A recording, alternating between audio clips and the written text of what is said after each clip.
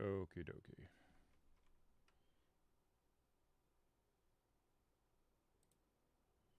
Okay.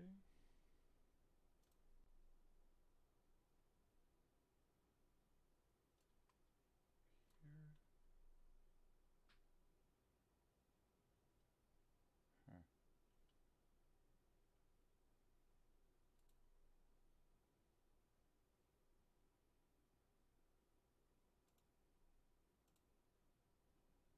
Don't worry, I just lost something.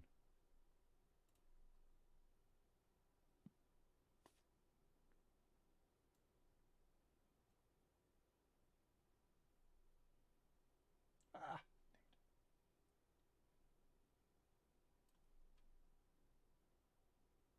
stop doing that.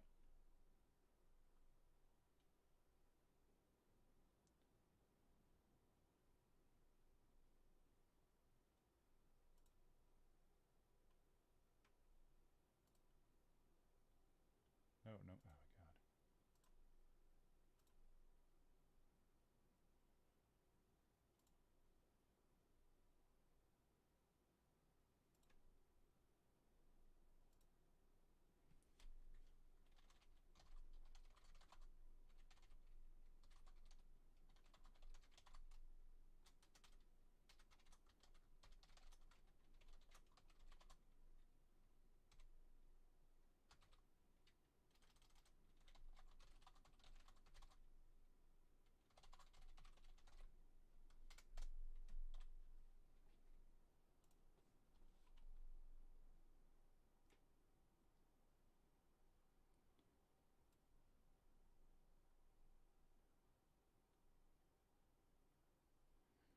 I freaking hate this thing.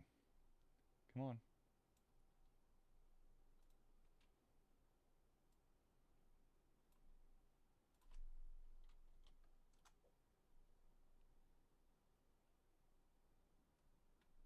Mm,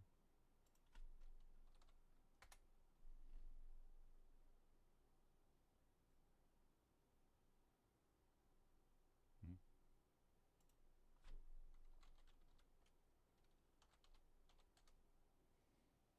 Well, duh, that one's going to work.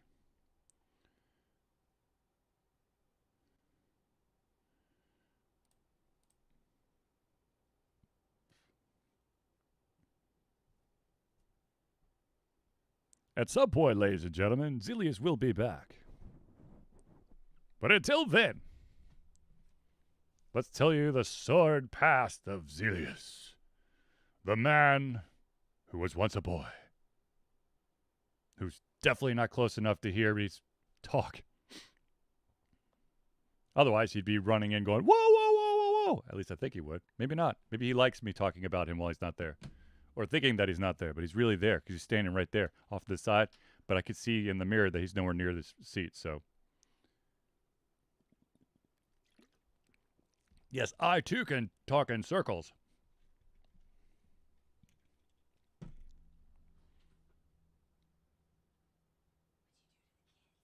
I killed him. Well, mission accomplished then. Yeah.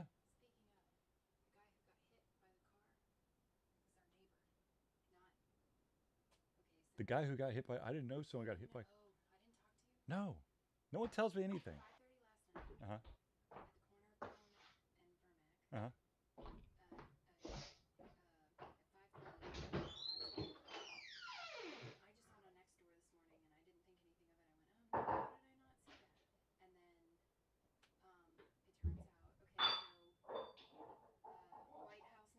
Yep. Yep. Yep. Okay. Yeah. Uh huh. Uh huh. Oh, fantastic.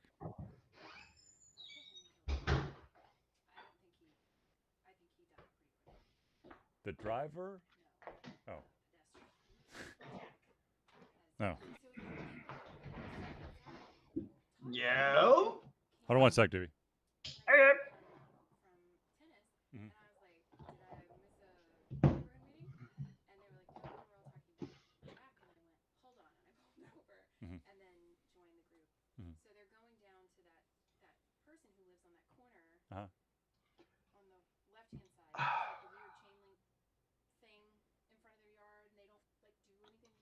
They've got that's kind of hanging down. they got a small dog in the backyard. Yeah.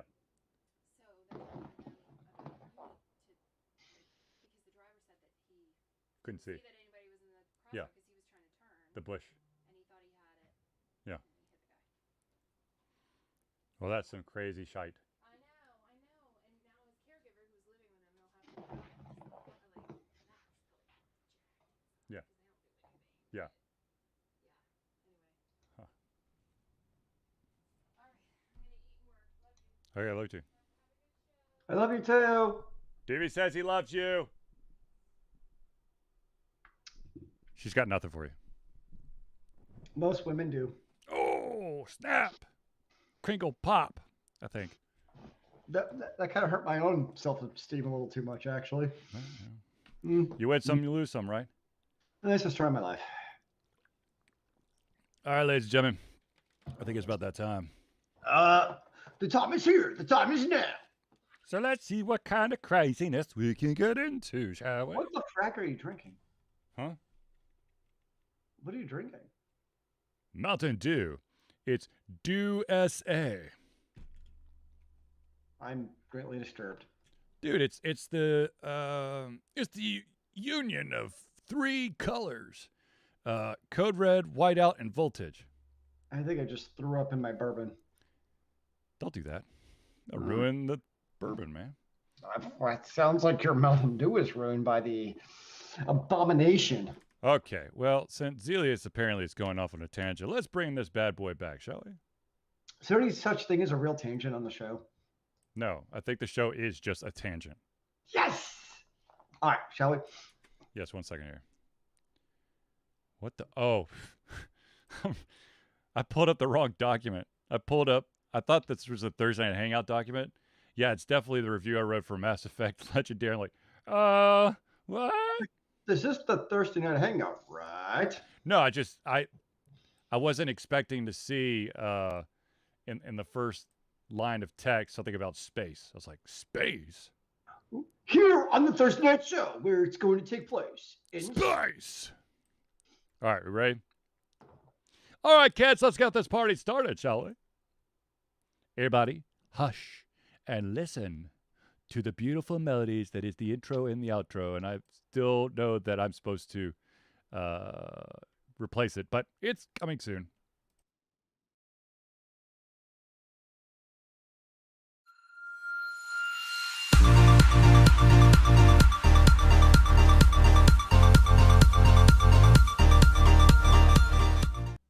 Hello, ladies and gentlemen. Welcome to another Disjunct Confusion Thursday Night Hangout. What's up? Ladies and gentlemen, I, of course, am your host, Charlie, and I'm joined once again by the prolific comer himself, Zealeus. And do you know why this is a glorious Thursday, good sir? Because it's a Thursday. And because the Hawks decided to have the most epic of comebacks last night against the 76ers, where they epically collapsed. The second largest comeback in NBA NBA playoff history. I mean, just because your, starting point guard can't actually shoot the ball shouldn't matter, right? I mean, free throws. By the way, ladies and gentlemen, you can check your box. Do you see Rose's tail at any point during the show? We've already checked that box, okay? I think we just start having like alt confusion bingo. I know. Absolutely. Let's do it. Rose's Rose tail, okay? Charlie opens up a Funko Pop. Charlie talks about a Funko Pop. No, okay, so ladies and gentlemen, this, of course, is the Thursday Night Hangout. There's a show. It's a weekly show where we try our best to cover the topics that are most important to you. And we'll if you haven't if you haven't submitted a topic yet, by all means, drop it in the chat. We'll try to add it to the show. And if we unfortunately run out of time, we will then add it to the next show. So, without further ado, ladies and gentlemen, this is going to be kind of easy. I think, maybe, possibly. Ladies and gentlemen, Nintendo decided to go ahead and give their E3 lineup, and holy ballsack. There's some games. And like some big games. Yes. I mean, I'm talking about the first 2D Metroid game in 19 years. It's called Metroid Dread. It takes place after the dramatic events of the Metroid Fusion game, which is the handheld one. The intergalactic bounty hunter, Samus Aran, must use a combo of new and classic moves to explore, survive, and fight her way through a new adventure. Is this like Dread, like Judge Dredd, Metroid Yep. Dread, or like a different Dread? Like she's now Judge Dredd in the form of Metroid. That'd be kind of cool. You would, but I don't think I mean, that's. she's got a big mask on. It's kind of the same thing. You know, it took me years to figure out that it was a chick under that armor. I only knew because of the cheat code of Samus Bailey. Yep. So, anyways, you have a brand new 2D Metroid game, which is when you look back in the history of video games, there are two, like action platformer game, 2D action platformer games that stand out, have basically created its own genre, and that is Metroid and Castlevania. And so to get a true Metroid game into the mix, looks like What about Contra? yes. I would put Contra upper with the 2D platformers. Oh no, absolutely. But you don't go Metroidvania. That's what I'm saying. You put, Yeah, I mean, Metroid and Castlevania are still around, whereas it doesn't seem like there's been a whole lot of oh my gosh, Contra. Yeah. Well, Contra was. I feel like Contra was more suited for like the arcade. I can see that. Because I mean, it's the same with like Metal Slug.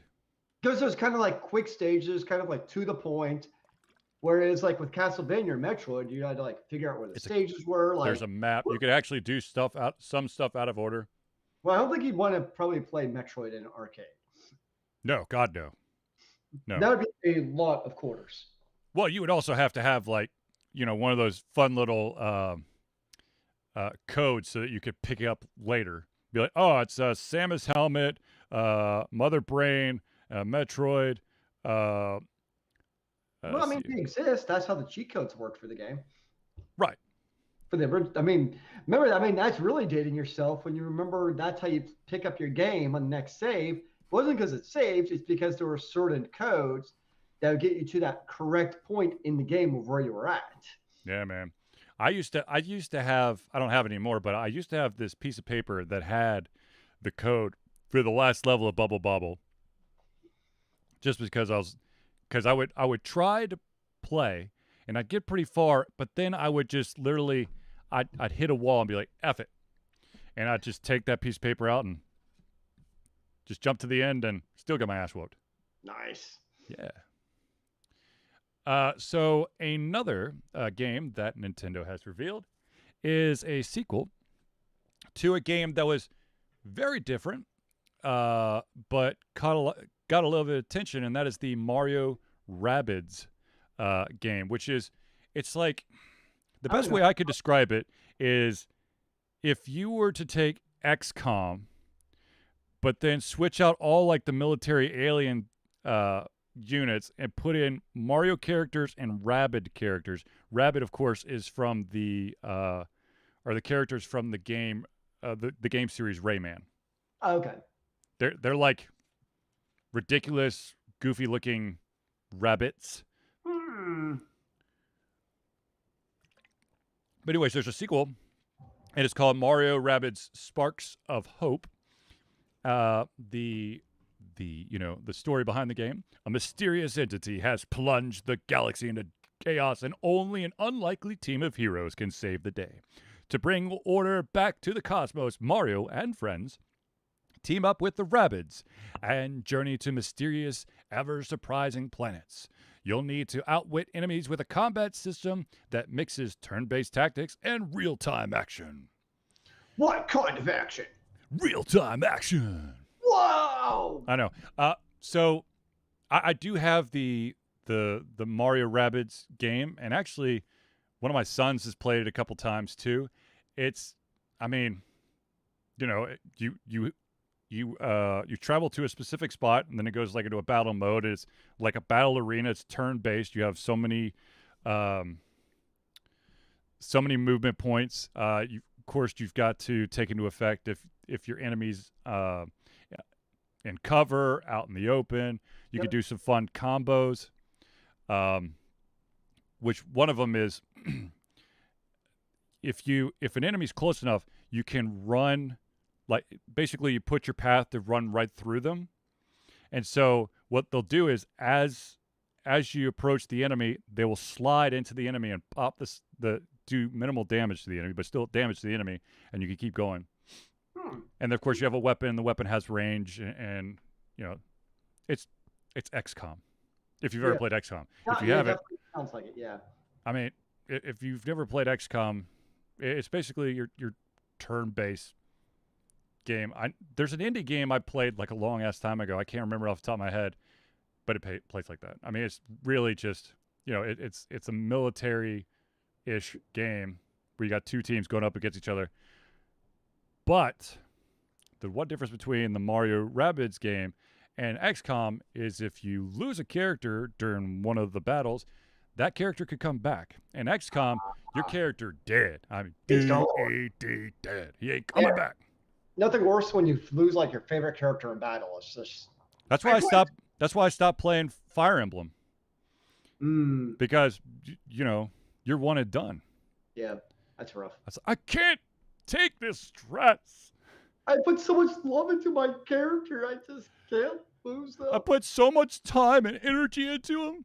And the real kicker, I don't remember what game it was. I'm pretty sure most games will allow you to do this, but there are certain games out there where it's like, you know, it's a turn-based tactics game. If you lose the character's gone forever. But there are games out there that they take it one step further, and that is anything that's on that character's person is now gone. Oof. So, like, I pimped him out with the max stats from my sword and my armor, and I had, like, the super potions, and then apparently they self-combust. And now I have nothing to show for all of my work, basically. Exactly. So, once upon a time, there was this crazy idea that Nintendo had that was like, let's do a bunch of crazy mini games, and let's put a theme of an unlikely Nintendo character and see where it goes. And that was how WarioWare was born. And WarioWare is getting a new one.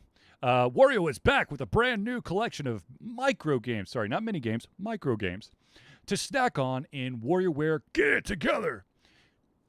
Coming exclusively to Nintendo Switch September 10th. So one day before my son's birthday. Birthday present?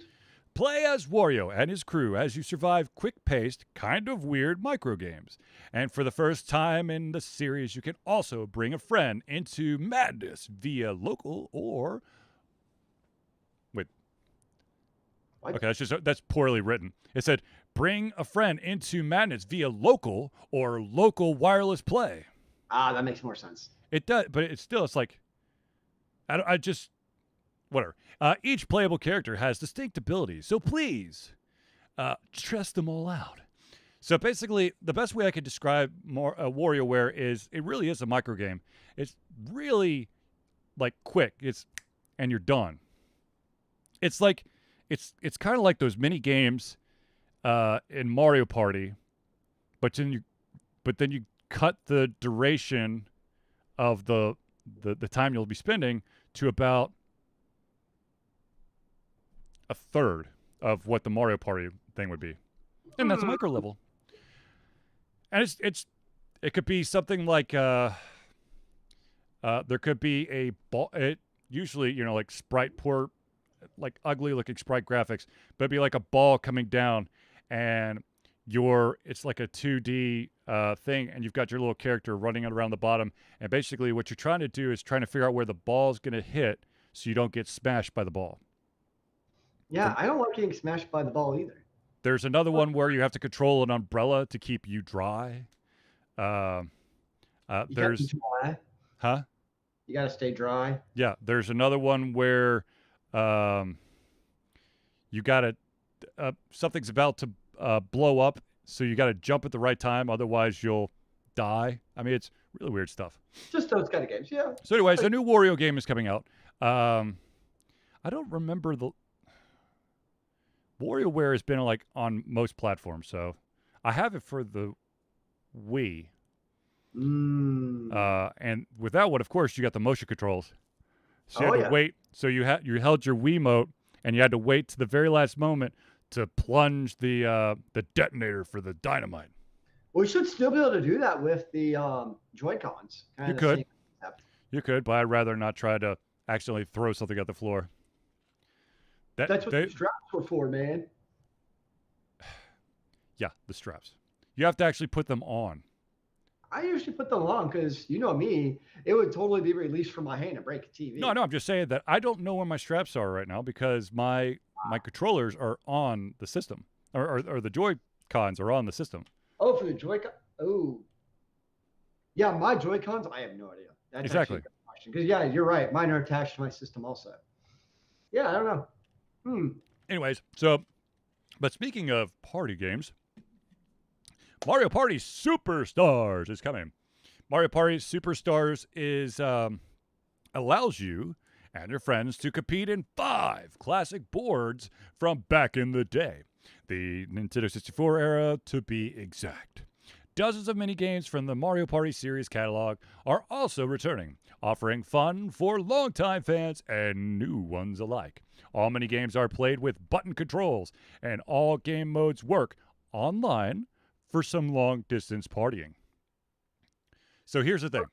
Mm-hmm. I have there's already a Mario Party game out for the Switch. And I got thoroughly pissed because I thought, I've got 3 controllers, and then I've also got the 2 Joy-Cons. Mm-hmm. The Mario Party game that's out right now on the Switch only allows you to play with the Joy-Cons. Ah. So here I am thinking, I got myself, a family party game, and only 2 of us could play. That's annoying. Yeah, I'm like, wow, we're a family of 4. I've got, basically, I've got the little holder to put the Joy-Cons in, so that's a controller, plus these other 3. That should be 4. Nope, and it's only 1 Joy-Con per person. So you can't use the actual pro Gamepad? game controller? Huh? You can't use the gamepad? Nope.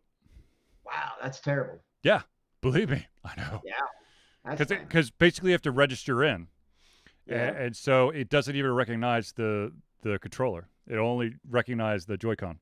Yeah. So anyways, hopefully Mario Party Superstars will actually take in that. I understand that they want you to be like moving around and whatnot, but there's a gyroscope in the controller. So it's not like they can't sense movement.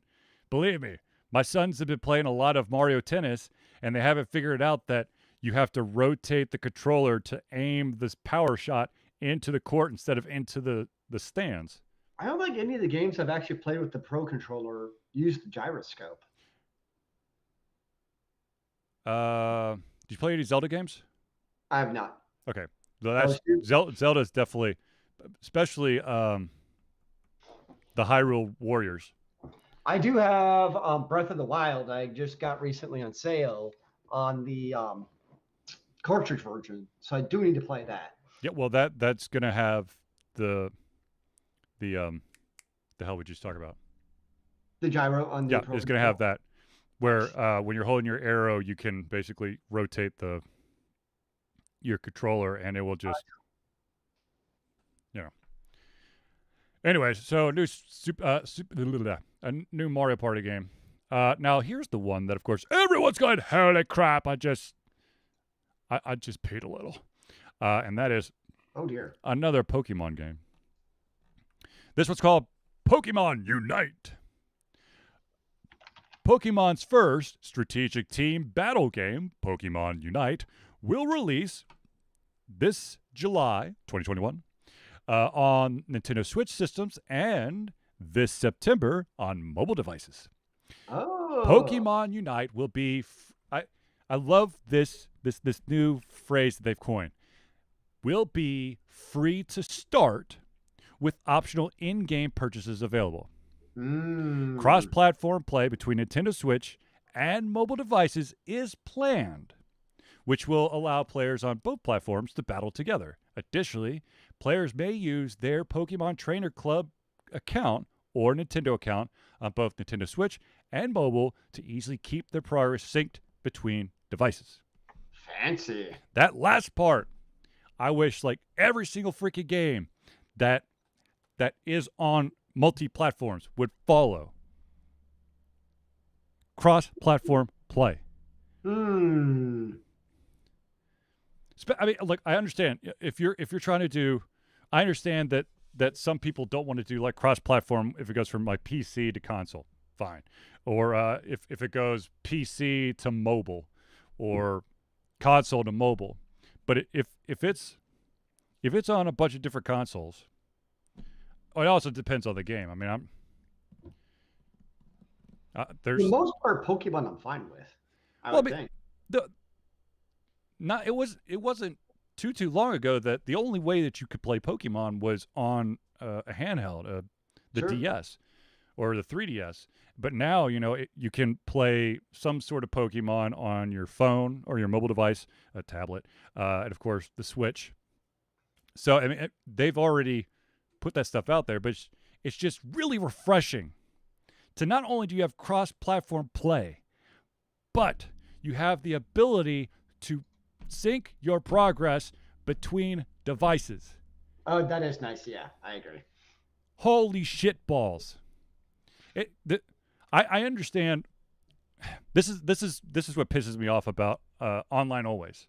You have to be online to play this game if it's a single player game. However, if you play the same game, which of course has to be online always for whatever console you're on, there's no, you can't link them together. That is annoying.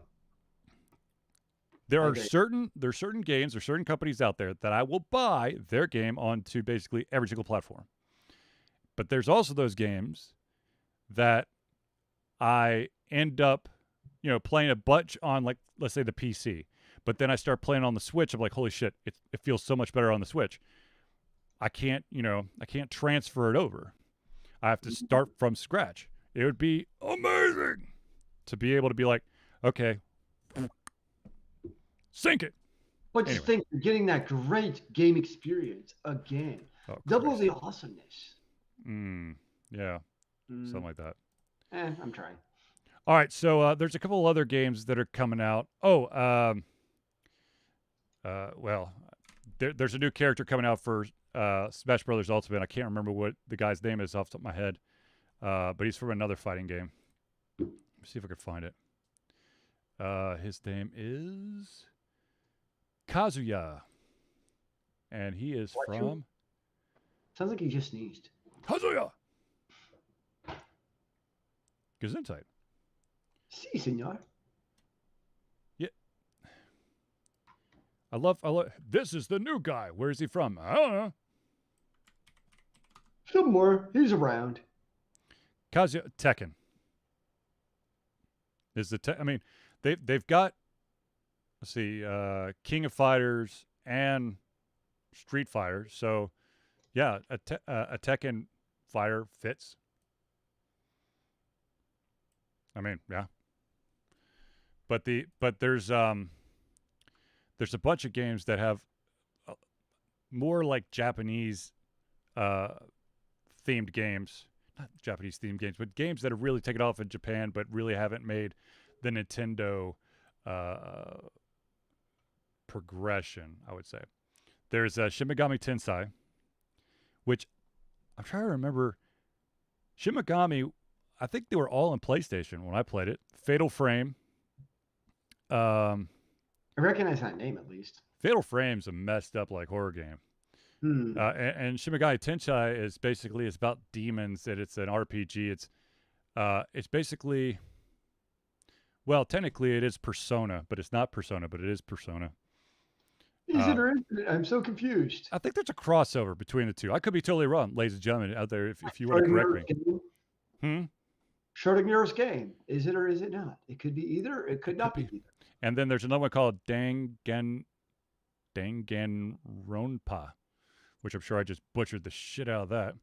And that is the popular board game is now in its own standalone game.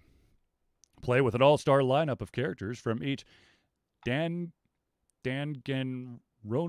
game to gather hope fragments, defeat bosses, and move on to the next island. It'll be coming out later this year. Fatal Frame will be, looks like this one. Fatal Frame. The mysterious Mount Hikami has become the center of many disappearances. Armed with the powerful camera obscura and the ability to see the shadows of those spirited away, you'll defend yourself against fatal ghosts and explore the sinister locales where unspeakable rituals were performed. It's supposed to come out later this year. I hate more than a fatal ghost. Dun dun dun. Yeah, I think you see the world basically through you. The only way you can see the spirits is through your camera. Mm. So you'll be running around going, "Oh, what's that?" And you're gonna be like, "Camera." Actually, you know what? I think that's one of the specials in Smash Brothers. Is there's like these containers that you could break, and it gives you like a random character or a random thing from a game. Like sometimes it's Knuckles from Sonic, but there's one, I swear, it's got to be Fatal Frame, because there's this, basically you see this like eerie camera being pictures being taken, and if you get caught in it, then you take damage. That's crazy. Yes. So, I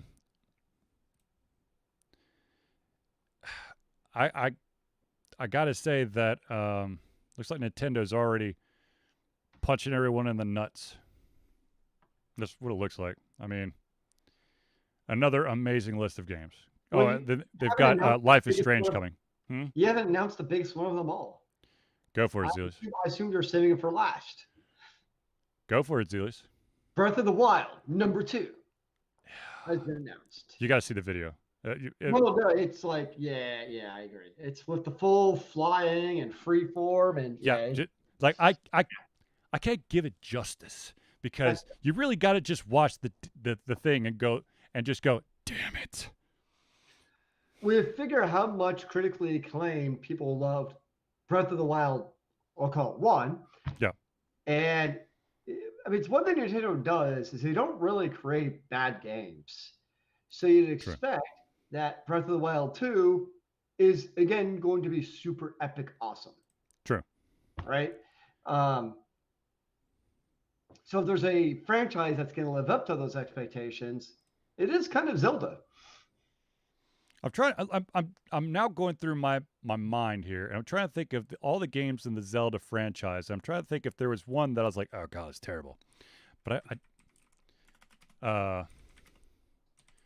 gonna have to pull up the list, because I can't think. I know that some people had an issue with the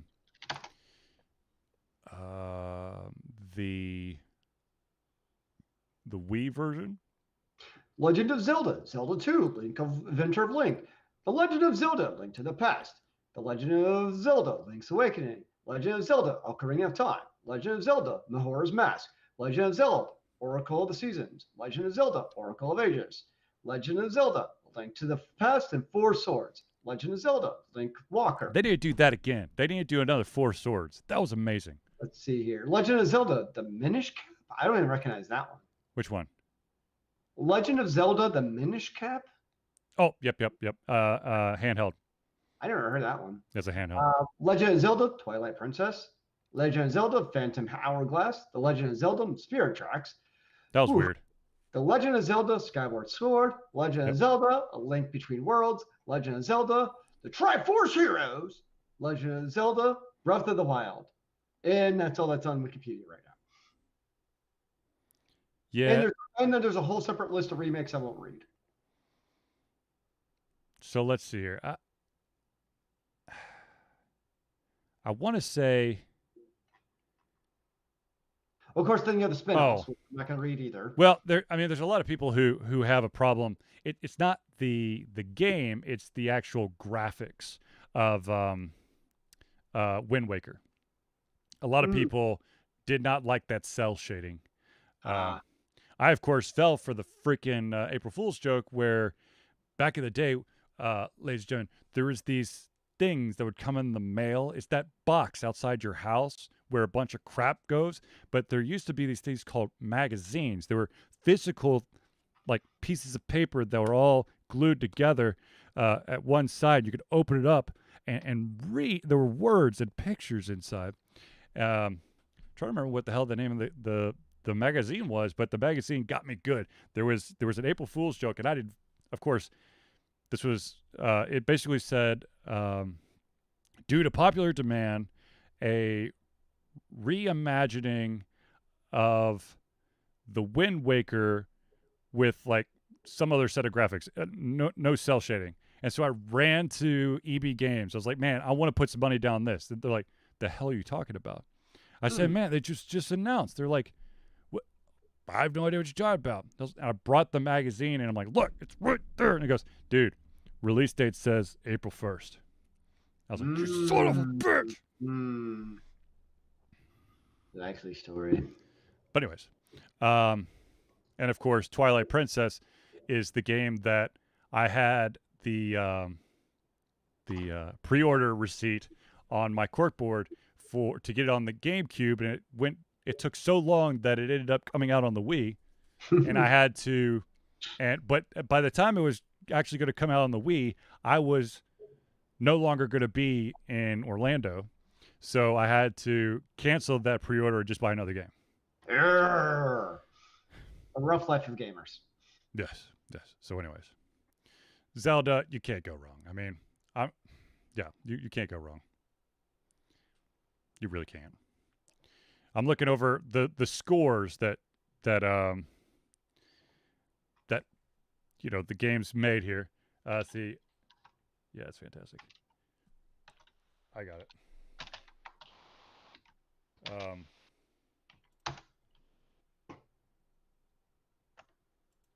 There you go. Shit, what was I saying? All the Zelda games are like 90s. The only one that did not get like mid 80s or above was Triforce Heroes. But it's such a cool name. It's Triforce, man. Yeah. Did you play Triforce Heroes? No, this was on the 3DS. I don't think I ever actually picked up any of the. It kind of looks like Legend of the Four Swords, but I don't think it worked just like that. I don't know. Anyways, so, Nintendo's kicking ass, taking names, and ain't nothing anyone could do about it.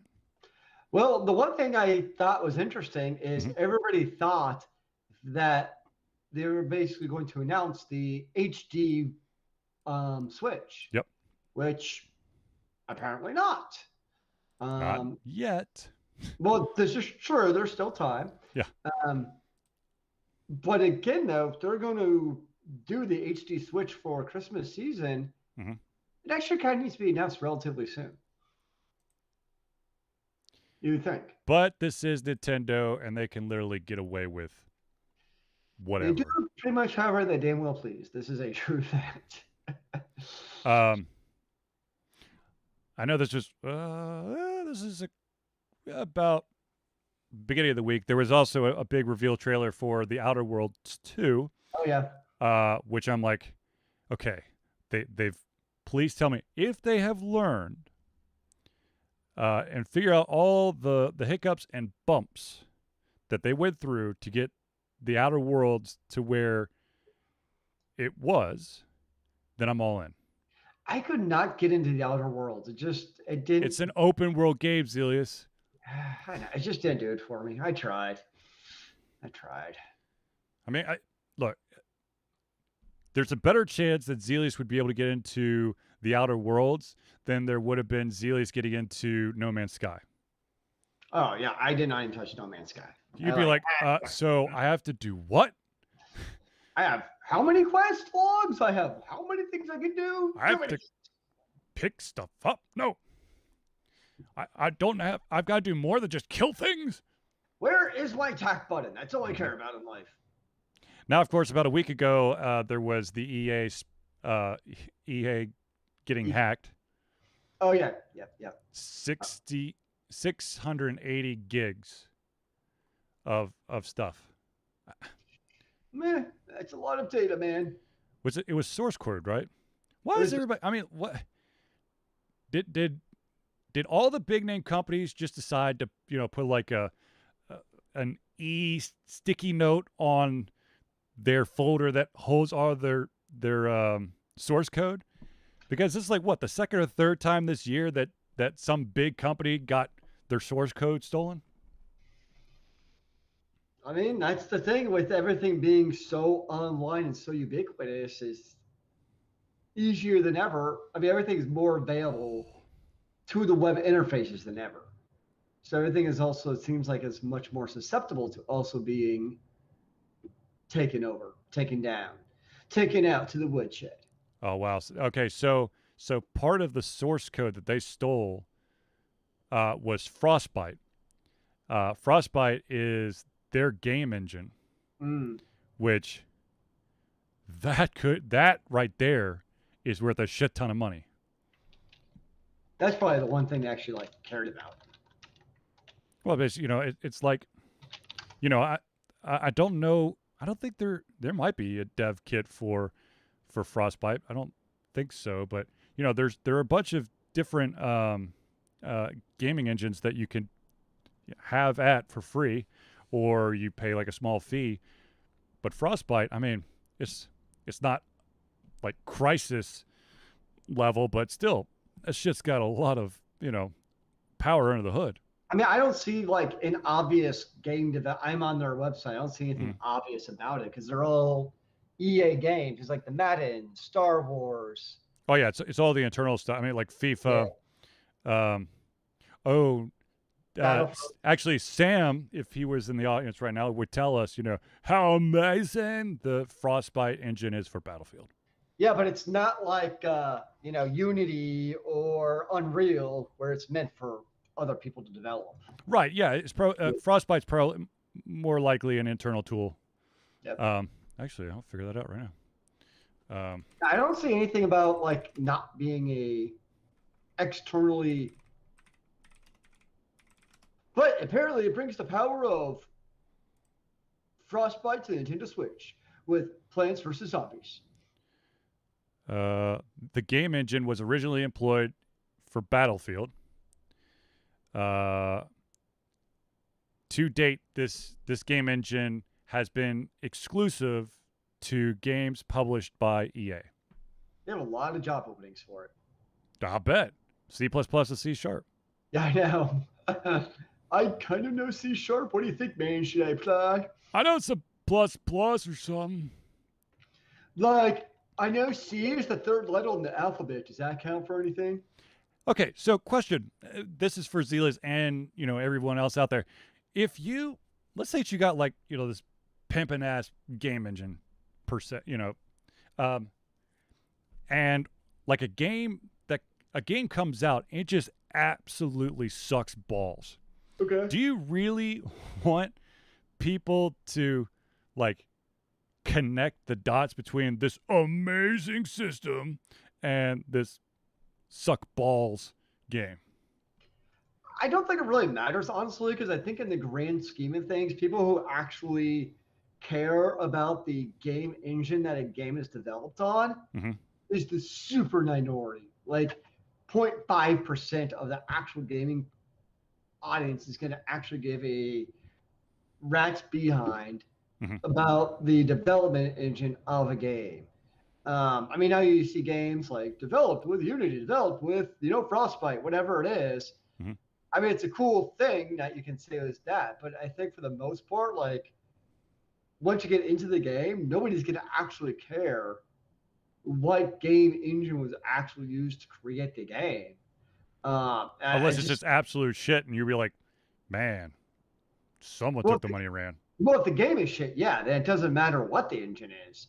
I mean, look at Frostbite, right? You have some games that we could be like, man, that's a terrible, stupid game.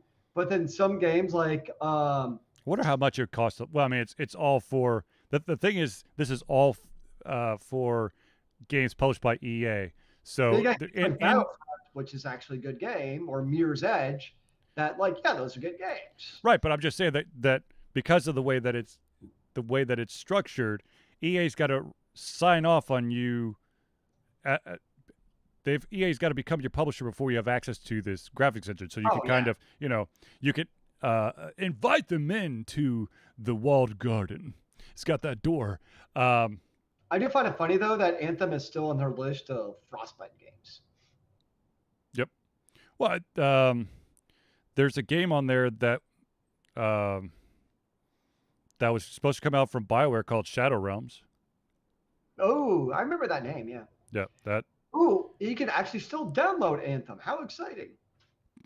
Yeah. And Mass Effect Andromeda was Frostbite. But yeah, I mean,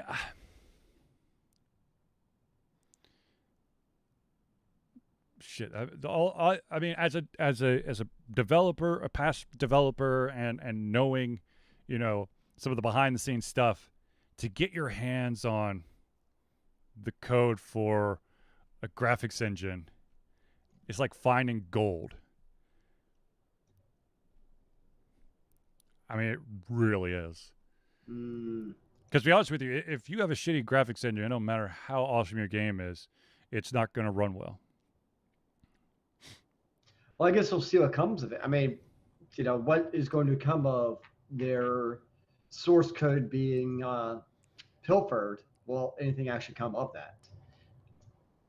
I mean, are they holding it ransom like they did for damn it, More Bitcoin hostages yeah. with the ransomware. I don't know. Couldn't begin to tell you. Well, that's what happened with the pipeline. Yeah. Yeah. EA breach was not a ransomware attack. It was just a breach. Somebody just, I guess, muscled their way in. You gotta take this stuff seriously, man. Gotta protect yourself. Or something. That's why sysops for security specifically get paid so much money, is to try to prevent stuff like this from happening. One person's got to think, how do I get that job, and how do I basically duck out right before this shit hits the fan? Because we are everything that's around us right now. We are a reactive society. We're not proactive. It's not like we're going to make sure everything is super secure. It's like, this is secure enough until it's not, and then we'll try to fix it. Well, it's also, I mean, you look at companies, and like, I think you make a good point, though. It's reactive. So it's like, if my stuff is not actively being hacked right now or ransomware, what do I need to pay these 10 security gurus for at $200,000 a person a year? So why am I paying $2 million plus benefits? I mean, that's the conundrum of IT. Right. If everything is working perfectly, it's like, you don't need them. What are paying you for, man? You're not doing anything. Yep. But we all know, I mean, we work in IT, we see it where, well, okay, let's lay off all but one person, and all of a sudden it all goes to hell because those people were preventing that from happening in the first place or keeping it nice and smooth. And now there's going to be a reaction. We're like, well, it just got hacked. Guess we need to hire 20 people to fix it. Whereas, of course, the irony is, in the long run, if they just kept that status quo set up from the beginning, you'd probably actually save money in the long run by just doing it all correctly. But, you get people come in and they have to save, 2% of your profits for 1 year. Right. And end up eating up into it in the long run. So it's always that catch of, we see that all the time. And it's not just IT, it's just in general. You cut costs for that short-term savings to cripple you in the long run. Yeah, I mean, as for the position that I work, I'm basically my title, if you look me up on LinkedIn, is Quality Assurance Analyst 2, but I'm actually more of like a compliance and accessibility type of person, and it is, I mean, the vast majority, and I actually just listened to I was listening to a webinar the other day talking about the increase in ADA, that's Americans with Disability Act, the number of ADA lawsuits pertaining to mobile navigation of apps and websites.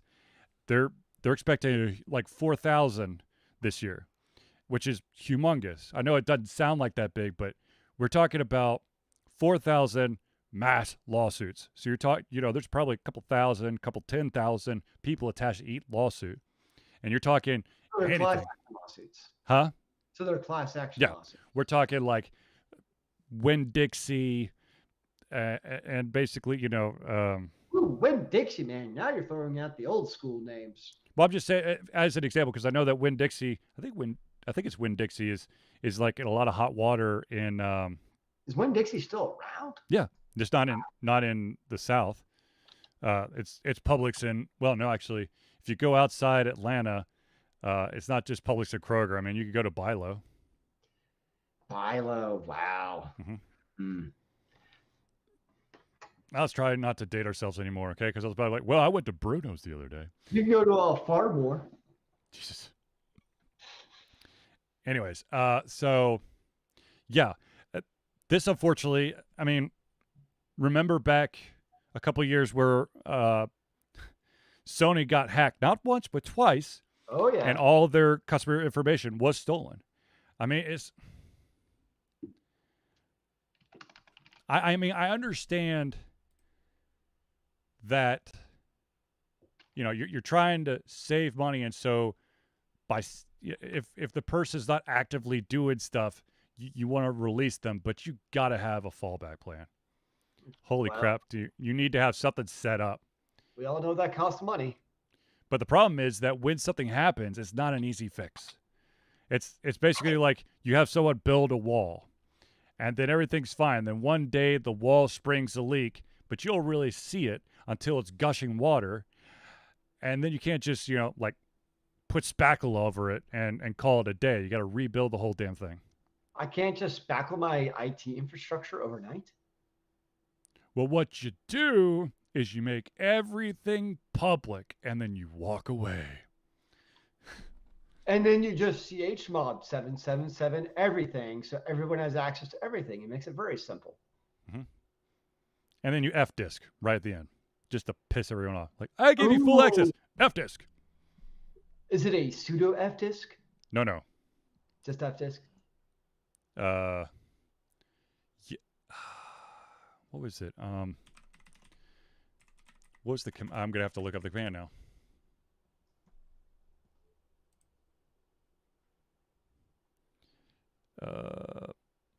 Don't create, delete, or modify partitions unless you know what you're doing. I love the exclaimer. Anyways, sudo. Jesus. Yep, that'll do it. Moving on. You don't need anything. Nope.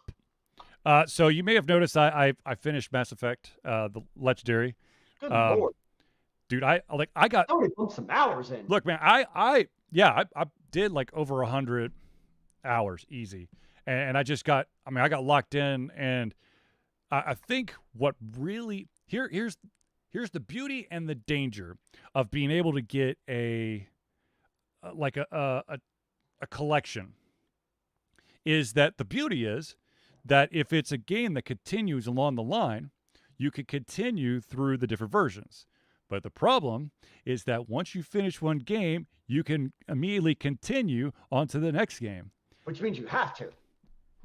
Well, I mean, the thing is, you got to know where the story is going to go next. It's like it's basically the same thing as binging a show. You don't want to. I mean, back in the old days where you got one episode a week for, I don't know, 20 weeks out of the year, and then you take a little break, get some reruns, and then you do it again. So what ending did you choose? What ending did I choose? Yeah. None of them. None of them. Ooh, look at you. And that's actually an ending. I know. Yep. You're a madman, sir. You are a madman. I know. I did. Do you think that was the authentic ending for your shipment? Was the lack of an ending? Okay, I so mean, I know here's there's still an ending, but here, yeah. here's the. This was my. I understand there was this huge like, oh my god, this ending sucks. There's only 3 ways to end the game. Oh my god, screw it. Look, actually, I think original. No, there was always 3. I think right, 2, 3. No, there's 3 to start with. Okay, so anyways, look, here's the deal. And I've explained this like so many times, but when you live your life, you are born. That's point 1, and You're you have born, your that's death, life. and you have your death. Point 2. Okay. Lots of random shit happens between point 1 and point 2. It's very unique, never duplicated, but it's all going to end in the exact same place. How you got there could be very different. So you say we're predestined to end in the same place no matter the actions we take in our life? You're going to end up dead. Sorry, Zealeus. Oh. But it's like, what do you want? Like, they're trying to end the game. They're trying to end the series. They're trying to give you an ending. They gave you an ending. It's not some random ass like, what? You know what's ironic is I feel like they actually would have had less controversy if, we'll just say there's still 3 possible endings, right? Yep. If, depending on the decisions you made up to that final part, if the ending was basically made for you. Kind of like some of the other BioWare games have done. That's what Heavy Rain did. What? It's what Heavy Rain did. Yeah, like, but you know what I'm saying? Based on the decisions you've made, it's like you have these different possible endings. I feel like there actually would have been less controversy if, like, let's just say if you're Renegade, if you're Paragon, or in between, you would have got those 3 endings. Would have actually been less controversial than there was because of the fact you had to choose yourself. But I think that's I mean, that's the cherry on top. You could have been an asshole the entire game, but you could have that last change of heart. At the end of the day, any game that I put a shit ton of time in, if I feel satisfied of where the game ended, I'm good. It might just be, you know, it could be as simple as you're hired as a super soldier and you kill a bunch of aliens, you go to different places, somehow you survive, and then as you're going into the last bunker, kaboom, you're probably dead. Who knows? I was fine with the ending. I mean, it's like, how many possible endings, I guess, did you really like? What is it people actually didn't like? Like, and I also thought it was cool because I didn't feel like any of the endings were like, so a lot of choices you made in the game were obviously Renegade or Paragon, right? But I feel like for the first 2, the third one though, they snuck shit in. Like they didn't even do like the red or the blue, because red or blue it basically tells you if it's going to be Paragon or if it's going to be Renegade. There was some that there was no color to them, and then you would like finish the conversation like, oh, you got 2 points of Renegade. Like, what did I do? Well, you know what? All right, fine, yeah. But I kind of feel like that's how the ending was. Like, none of the endings were purely evil or good. Yep. Because it's all based on what happened to the Reapers. And so based on that, I'm like, I wouldn't consider any of those endings because, like, you're going to have, like, a whole, like, morality debate on, like, was it good that you basically took over the Reapers to control the humanity for all of mankind? Well, some may have actually considered that a virtue of Paragon, where some people may have thought that was Renegade. And so depending on how you interpret that, gives you very different. So I was fine with the endings. I never really had an issue with them. All right. My only problem I have with the endings is it wasn't like always obvious that you're choosing an ending. Like I know some people like shot some stuff at the end that caused an ending and they had no idea that was going to happen. So I would say that'd be my one thing I would say. It was not always clear that you were actually choosing something at the end. It was a little bit of like, whoa, wait, what? Huh? What just actually happened? But that's also why I saved about every 18 seconds in the game. The beautiful, the best perfect thing about Mass Effect 3 was it auto-saved like a motherfucker. The first Mass Effect did not. I can't tell you how. I mean, yeah, there was like there might be like an autosave once in a blue moon, but it wasn't often. It would be like, you completed this part of the main quest, save. You do a bunch of side quests, you die on some planet. You have to go back. All those side quests are now undone because it only does the autosave off of the main quest. I'm one of those where each of them, I probably had over 100 saves in each of the game. Okay, so speaking of saves, this is something that kind of bugged me.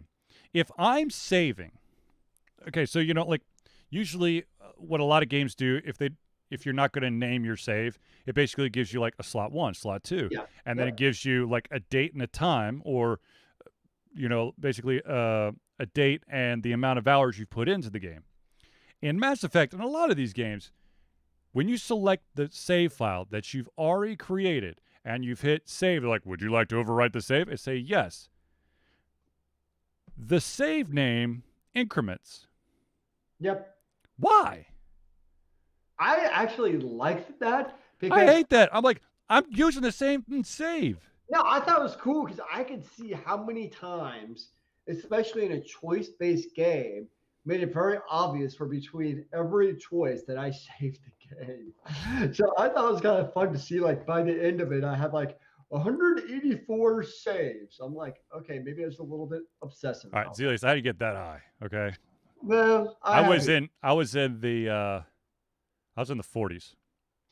No, because I tried to go either 100% Renegade or 100% Paragon. Oh, Jesus, So, I could never do that. The wrong decision. I'd be like, well, load the game.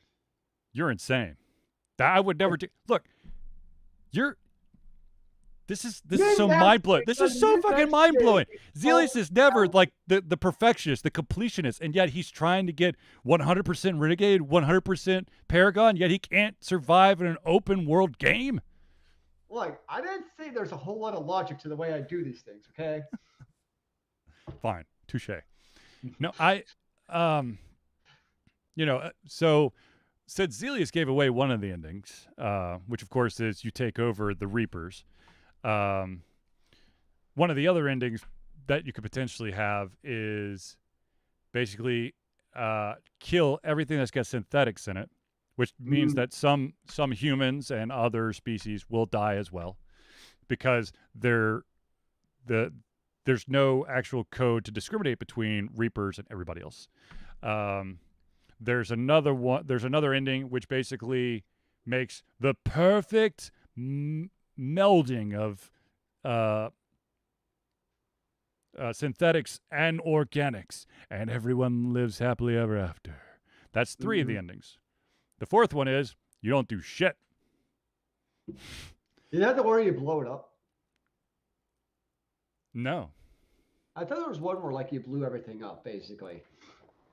I think you blow it up if you do the melding of the synthetics and the humans, because your DNA basically just like your whole body just goes, and then your character juices and chemicals shoot across the galaxy. That sounds disgusting. Everyone is now Shepard. Everyone's got a little Shepard in them. Oh, right. Speaking of which, I play as the male version of Shepard, and I had a romantic encounter with Liara in the first one, Miranda in the second one, and I wrapped up with Liara one more time in the third. Go back to the original, the OG. Yeah. Of course, could have been, I forget, there's one of them that will kill you. Oh, there's an Asari that will kill you. Yeah. That's Samara's daughter. See, it's fresh in my mind, so I could tell you. It's like Morinth or something. A little too much something.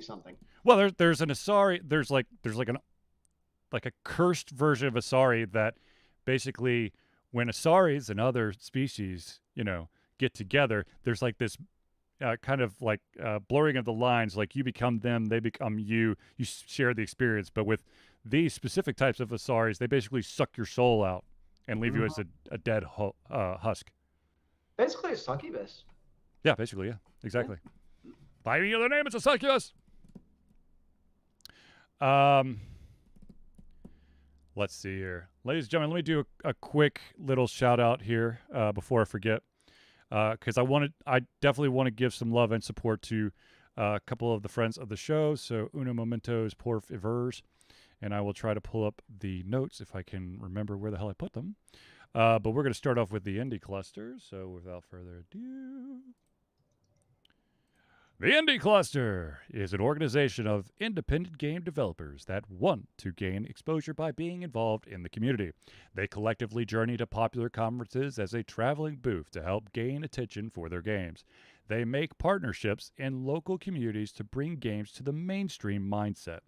They highlight local, unusual, and rare concepts to challenge the paradigm of the common.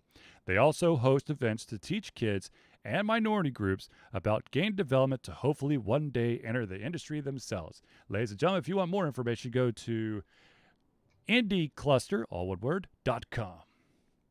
As it says in chat. Yes. But just in case you're listening to this in audio format, it is INDIECLUSTER.com. And then the other shout out we have to give is to the one and only Dr. Ryan of Hero Chiropractic. Hero Chiropractic is a unique healthcare practice set up by Ryan Moore, the company's focus to elevate a patient's experience of freedom, creative expression, and joy. They believe that everyone can be a hero and has incredible heroic potential inside themselves waiting to be unleashed. Hero Chiropractic focuses on mobile chiropractic care in the greater Atlanta area. They are committed to healing clients by creating a plan of action uniquely suited for each person. They make that plan of action as convenient and affordable as possible, and most importantly, suited to your individual needs. Ladies and gentlemen, if you want more information, go to Hero Chiropractic, all one word, .com. And then one quick little one more thing here, because, ladies and gentlemen, this is very near and dear to Alter Confusion's heart, so I got to do this once more. As always, ladies and gentlemen, Alter Confusion is proud to say that we are we're going to be doing a fundraising through Extra Life for our 10th straight year. Extra Life is gamers doing what they do best: game, to help sick and injured children at our chosen Children's Miracle Network Hospital. The money that we raise through Extra Life will go directly to Children's Healthcare of Atlanta as unrestricted funds. This means that the hospital decides where and how to spend the money to ensure the dollars you raise make the biggest impact in the lives of the kids they treat. So, ladies and gentlemen, if you have the capacity to donate, please go to extra-life.org and search for Alter Confusion, and you can donate today. Yes. I love the fact that I get to game and raise money for kids, especially when it comes to Children's Healthcare Atlanta, because, like I've said in previous shows, I've definitely spent my share there, and my sisters have, and so have my kids. So it's an amazing hospital, and they treat the kids awesome, amazingly. So any way that I can help them out. Before I found out about Extra Life, I used to do the Penny Arcade Child's Play for Children's Healthcare Atlanta. But now it's instead of just donating off their wish list, I'm actually raising money. So definitely, if you don't have the capacity to donate to Extra Life, but you want to be a part of Extra Life, go to extra-life.org, and you can sign up, or you can find out all the information to see if it's something up your alley. Now, I know that there's a lot of people out there who want to be in on this, but they're like, well, I'm not really a video gamer per se. That's okay. Extra Life has a lot of pieces or options that are more like board games than card games. They just want you to game. That's basically it's basic people getting together to help raise funds. If you're not a super Xbox player, but you are like a crazy man when it comes to Arkham horror, and you got a bunch of friends who are willing to stream that while you play, there you go. That's your game. Everything in life is a game. What if you're leveling up your reading ability? Yes. Or what if you're playing with a cat? Does that count? Maybe. I don't know. But speaking of reading, Zealeus recommended a series to me, which of course I'm now blanking out on. Brent Wink's The Lightbringer. Was it The Lightbringer? Mm-hmm. The one that's like The Prism. yes, The Prism. Yes. Yep, that's Lightbringer series. All right, Lightbringer series. You got to check it out. I flew through the first, I think, 2 books. Nice. And then I had to take pretty beefy books too. They're not like short no. books. I pounded through. I pounded through like the first 2, but at the same time, like shit, this is messed up. Mm-hmm. It's very complex. It's very complex. Oh, it's definitely a series that does not hurt to read together, because there is so much that goes on in between the books. But at the same time, like the whole volume's like large. I mean, yeah, it's 5 books. I don't know, but it's either 5 or 7, but they're all good-sized books. Either way, it's so far it's an amazing series, and I can't complain. That's good stuff. I mean, I decided, just because I was also reading that other series that was kind of like Lightbringer, and I took a break from that to go to that one, and then I was like, well, I had a couple other books that looked interesting, so I jumped onto another book, and it was creepy as fuck. It's basically about the book I just finished, because I had to finish it because I was afraid I was going to have nightmares. The book that I finished, the story basically, it centers around, you have this genius programmer who decides that they have the solution to make a true AI. And so they create this AI on a self-contained system. And the AI basically grows through like neural connections that are being made in the hard drive. Then something goes wrong.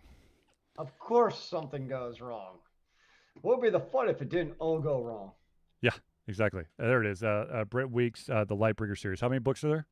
According to this, does it actually say? Zealeus has been attacked. Do 1, not 2, fear. 3, 4, 5. Yep, 5 books. Okay. Now, if you like that, you should also check out his Night Angel series, which I've also read, which is also good stuff. And Very different though. And just because, since Zealeus has thrown out all his stuff, I've got to put out. Let's see if I could get his series here. The author's name is Will White, Wight, and it's his Cradle series. And he currently has, let's see here, 9. 9 books for the series? Mm-hmm. Damn. And it's good.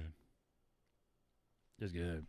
But just out of if you were curious to know what book I just finished reading, let's see if I could find this damn thing. Secret artists follow 1,000 paths of power used in their souls to control the forces of the natural world. Mm-hmm. That's pretty good. It's pretty good. Damn it. Of course, I can't find. Okay, the author of the book I just read, his name is Scott Meyer, and he wrote a bunch of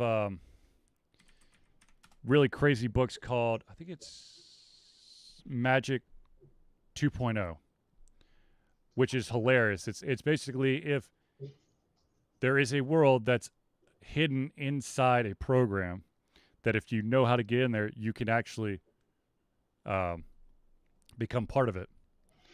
But he wrote another. Did you ever read any Neil Stephenson? Yes. Okay. Okay. The the book I finished was Run Program, about what can happen when artificial intelligence gets a mind of its own. That is the future. Yeah, for better or for worse. And since we're naming authors, I have to, I got to do a plug for our good friend Dan Jolly, who of course wrote the Grey Widow trilogy, which is amazeballs. And he also, I still need the sequel to his next book, which is The Storm, which is a messed up book, but it's good. It's good. It's good. It's good. Good. I love reading. But It makes the soul happy. Yes. I would agree, sir.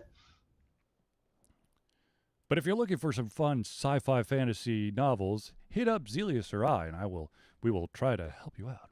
Oh, I have my full bookshelf full of books of different types. It could be romance, it could be bromance, it could be no romance, it could be just action with no development and just lots of shit going on. I have it all. So you got some Terry Brooks?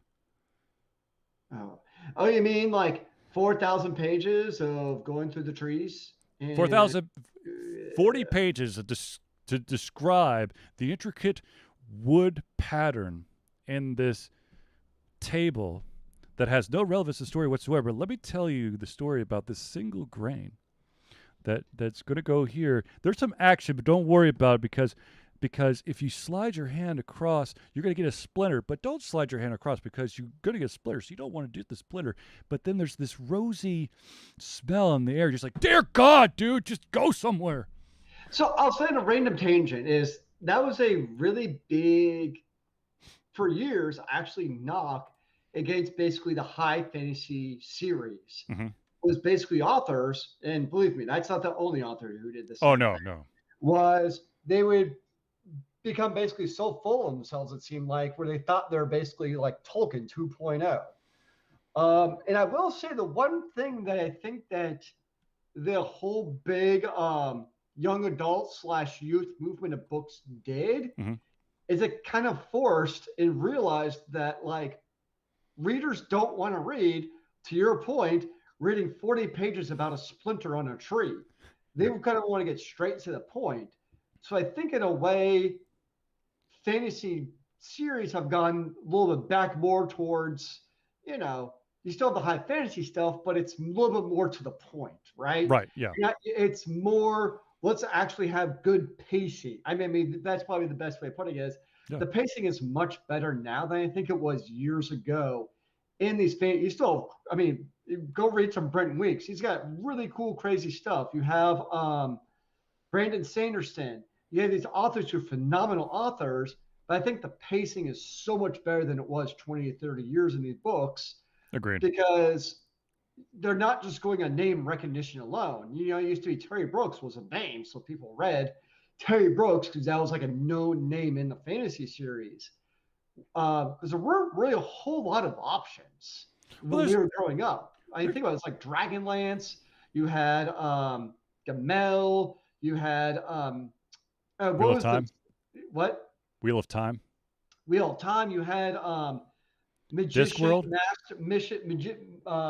It was the Magician series books, where it's the Rift War saga. You had Discworld. Yeah. So you had a few of the really big series, but you didn't really have a whole lot. Whereas now you have so many choices. Where if somebody gets bored after the first book, they're just going to move on to something else. Agreed. So I do like that, the fantasy series, you kind of read it, it's like, is this young adult? And then you read it, it's like, oh no, this is not young adult. Yeah.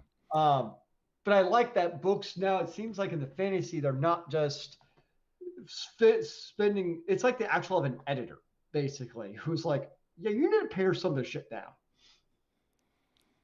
I'm just going to do a quick couple of shout outs real quick to authors that I like, and I desperately need them to write more shit. The first one, of course, is Louis Pasteur III, the Ucamog, the Saga of Ucamog, which is a sword, by the way. I actually got hit in the head by Ucamog and somehow survived. Then also there's Derek A. Kamal, who wrote this book is confusing. Okay, so Derek Kamal wrote a book called Homes. and it's based on this this basically pencil paper RPG that he created. But the pencil paper RPG he created is based off the book Holmes. So it's kind of like this weird cyclical, like there is no beginning, there's no end. It's one and the same, but it isn't. I'm like, oh my God. I'm so confused already. Yes. So Dan Jolly, of course, and then let's do one more shout out. Let's go. Let's go with the newly made mama. That is, of course, Kendra Souter and her miniseries that I own. I think her and Santiago are currently making the second book in in the Zombified series. The first one is the Headhunter. And John G. Hartness is the other author that we ran into a lot during when we used to be able to do conventions. Damn it. I'm okay. Anyways, so ladies and gentlemen, I believe we've reached the end of our show. But before we go, I'd like to thank everyone for tuning in to the Ultra Confusion Thursday Night Hangout. For myself, Charlie, and Zealeus, it's been a pleasure giving you everything come out of our heads. I'm Alice, and of course, our hearts will be back next Thursday for another Ultra Confusion Thursday Night Hangout. Remember, kids, keep on gaming in the free world. Amen to that, brother.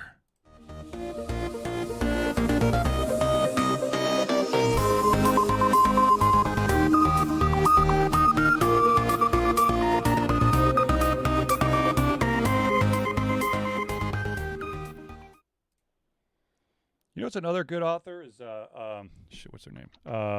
Naomi Novik. She wrote the the Tears of Mirror. I don't actually say the damn thing. That one. Yeah, I've read the first omnibus. Actually, There's another. Hold on. Oh man, this is another good one. Redemption of Alpheus. David and Lee Eddings. Oh, that's a good one. Oh, that's a class. If you really want to get into stuff like that, yeah. Oh shit! Wow. Watch Pick out, yourself up some Dan Abnett. Dan Abnett? Yes. So basically, it's Warhammer 40K. Mm-hmm. And it's literally nonstop war action. I mean, it's like this is like an omnibus of 3 of his books. Mm-hmm. And I can only read like one of the books in here, and I'm like, I'm reading something else for a while. Gotcha. Like, you know what's another great author, but I don't think everyone likes him. I like him, and you should like him too. But Neil Gaiman. I look the Graveyard Book and Neverwhere. Yeah. Just those two. He's written a shit ton of stuff, but I think those 2 books. I mean, I've read both of them several times now. I might actually. Yeah, I've got. Not only do I have the book in e-format, but I also have the graphic novels, and I also have the Audible for those as well. So what I've actually read a lot of in the last year or so is Sarah Moss.